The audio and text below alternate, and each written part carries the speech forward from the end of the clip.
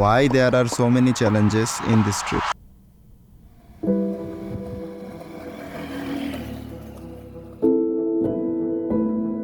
ফার্স্টে তো আলীর গুহায় গিয়ে শরীরের অর্ধেক এনার্জি শেষ, আর এখানে ওরা বলতেছে সবাই নাকি হেঁটে উপরে উঠবে, তাও এই সব ব্যাগ আর পানির বোতল নিয়ে।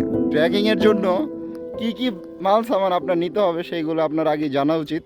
এরকম একটা ব্যাগ থাকবে, ক্যামেরা নিলে ক্যামেরার ব্যাগ থাকবে, বোতল থাকবে অবশ্যই একটা, হয়তো এটা নিচে এই যে এখানে দুইটা আছে, আর খাবার দাবার।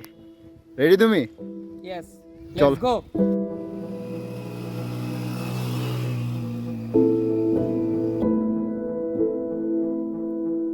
এই ট্রিপে আমরা 3 জন আসছিলাম। বাসে পরিচয় হয় আরও এই 3 জনের সাথে।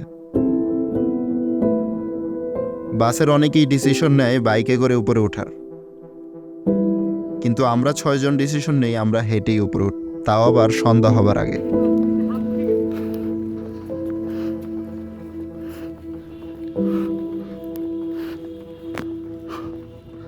রাস্তা দিয়ে ওঠা অনেক কষ্টের। ক্যামেরাটা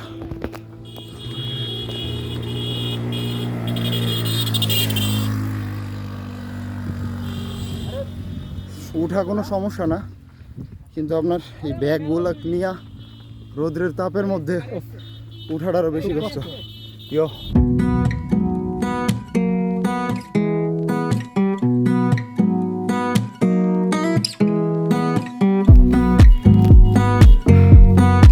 উঠতে উঠতে অরান হয়ে গেছি, এই জিরাইতেছি, রেস্ট দিব। 2 জন 200 2 জন 200 হ্যাঁ আমার জন 100 দিতে আপনার কাছে 200 টাকা না 250 বলে গেল এখন 2 জন 250 দিতে পারে 250 দিতে 250 আরো নিচে কইছে ভাইয়া।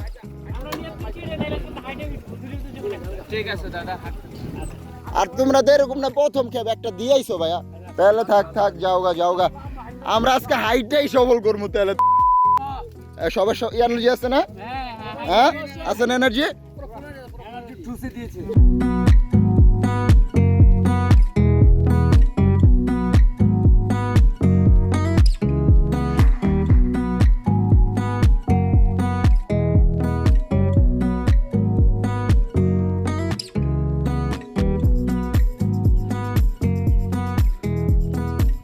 কই আছি জানি না, প্রায় আধা ঘন্টা 1 ঘন্টা হয়ে যাব, উপরে উঠতে গেছি।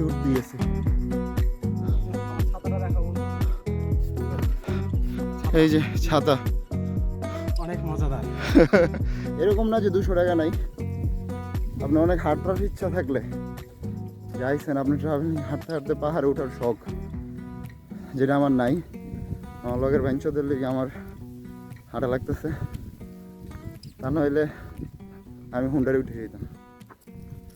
অনেক শৈলে এনার্জি, ওরা হাঁটতে হাঁটতে উপরে উঠবো, এখন এই অবস্থা। আর কত দূর আল্লাহ জানে।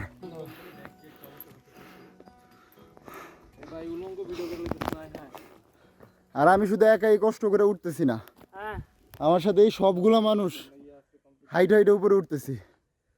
বান্দরবন জায়গার নাম জানি কি? মায়াংতং। জান আপনি জান, আমি একাই হামবুর্গারে যাব, তুমি কেমন যাবা?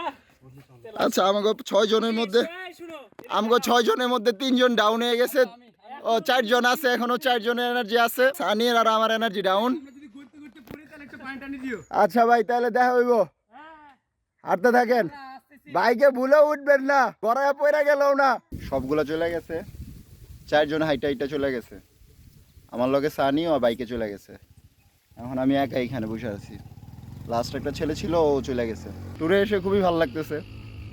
আপনার চার্জের একটা প্যারা হয়ে যায়, ফোনে চার্জ থাকে না। হাঁটার আওয়াজ শুনতেছি কিন্তু কোনো মানুষ দেখতেছি না, একটু ভয় লাগতেছে, কথার আওয়াজও শুনতেছি।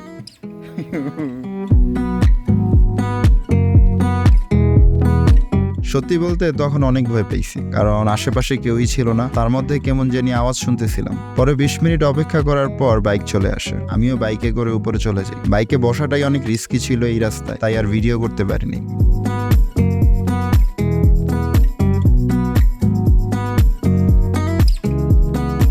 আর এই হচ্ছে সেই ড্যাশিং বাইক চালক যে আমাকে সহি সালামত ভাবে উপরে আনতে পারছে। উপরে আসতেই সব ক্লান্তি নিমিশেই শেষ হয়ে গেল। সেখানে ননস্টপ বাতাস ছিল আর রাতে থাকার জন্য সবাই তাবু করতেছিল। এই জায়গার সবচেয়ে মজার বিষয় হয়েছে এই জায়গার বাতাস। বাতাসে সবাই চুরমুর অবস্থা। সাইডেতে দেখলে বোঝা যাবে এই সাইডে যেমন বড় একটা পাহাড় আছে, এটার উপরে পাহাড় উপরে একটা মন্দির বানাইতেছে। উপরে আরো উপরে যাওয়া যাবে, উপরে গিয়া আশেপাশে ভিউ নেওয়া যাবে। এই সাইডে সব পাহাড়, এটা হলো রাস্তায় দিতে আইছি। কিছু কটেজও আছে। বারবিকিউ কইব কইতে পারি না, ওটা রাত্রে জানা যাবে।